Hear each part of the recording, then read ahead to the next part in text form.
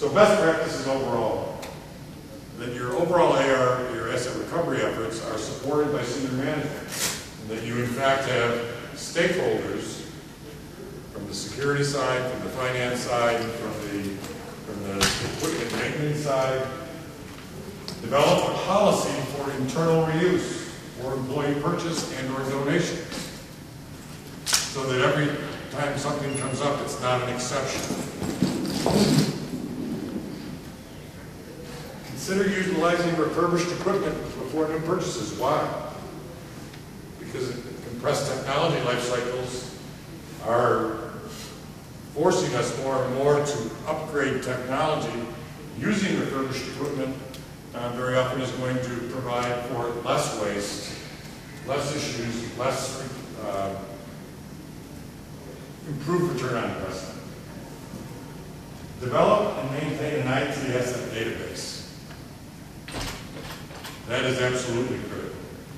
And include in that database market value if that's possible. And that's a fairly complex task. But the beauty of our business is that you largely deal with multiples. So if you have networking devices, chances are very good you've got 50 of something, not 50 unique pieces. Or if you have PCs deployed, you have multiples of certain models and vintages. So it's not as daunting as you may think. And if in fact you are paying maintenance for those devices, include what your maintenance costs are for maintaining those assets. Because ultimately there's a formula that will help you determine whether or not it's time to remarket that asset and or just dispose of it. And identify at least one asset recovery partner. You kind of saw the pitfall. Executive recycling, by the way, is no longer in business. That's probably not a big shock.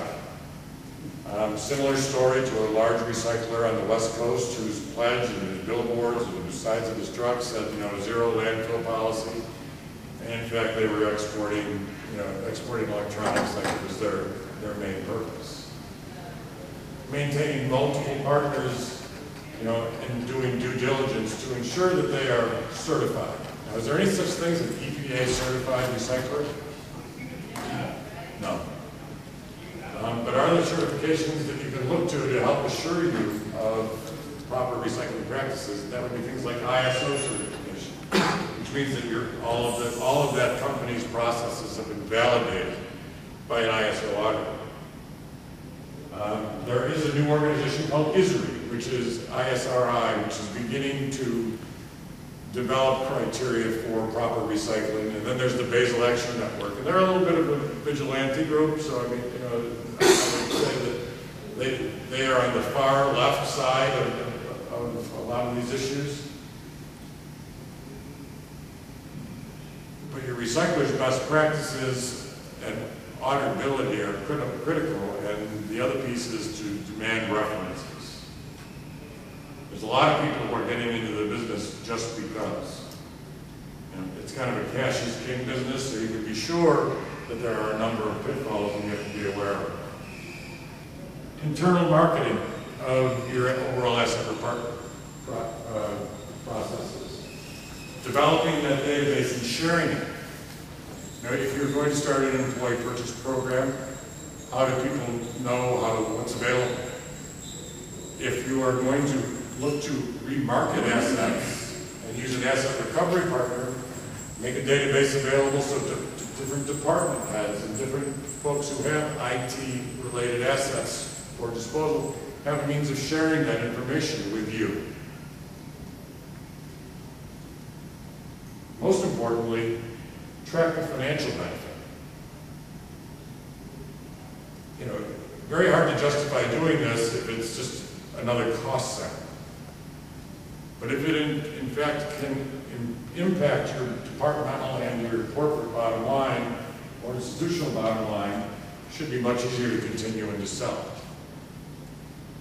And outline the benefits to security. Those are the issues that senior management is going to care most about. I know it's those three tenets that I keep repeating that you're probably tired of, but reputation risk, security, and privacy, big deal. And how can CXtec help? I mean, how we can help is that we've been doing this for basically 30 years. We're a long-standing member of the Investment Recovery Association. We are an ISO certified organization. And maybe most importantly, in terms of investment recovery, we can help make sure that anything that we remarket for you ends up impacting your departmental bottom line. I'm not sure if many of you are aware, there's a number of standard accounting practices, and I'm not good at standard anything, but standard accounting practices say that if a company writes you a check for a purchase, or if you sell the product on eBay, they send you a check, that check goes to your corporation, never to be seen again by your department.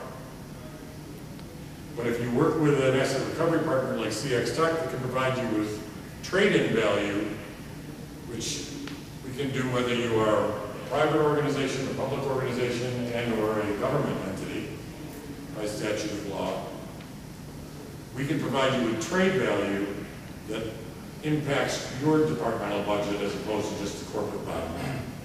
Now that's every institution, every organization is going to have different, perhaps accounting rules that you need to check with, but in general we have found that one of the biggest appeals our customers one of the biggest benefits we provide customers is that direct credit on account. It's kind of found budget money.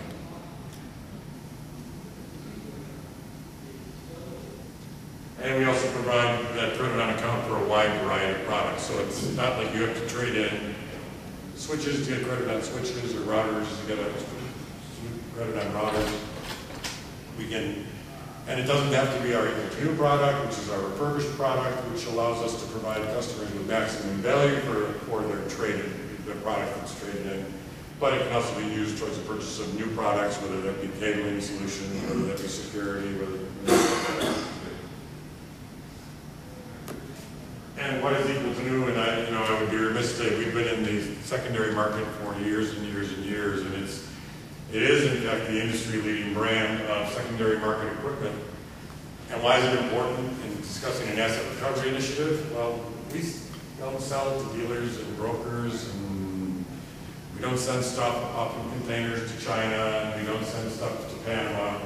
We sell product to end users, and we invest in that product. This year we put a significant warranty on it. We provide technical support. You know the size and scope of our organization. And that allows us to get you maximum value for your product, whether it's one switch or 10 switches or 10 phones or 10,000 phones. And we then have the ability to provide you with current market values, which is the other thing in terms of best practices that I would, again, because you deal with multiples, I would encourage you in your database to work with your buyer or work with your salesperson to understand, is it a remarkable asset? And if you think it's a remarkable asset, how long? We don't have a crystal ball, but we have an incredible database of customers who are, believe it or not, looking for stuff that you may be willing to get rid of.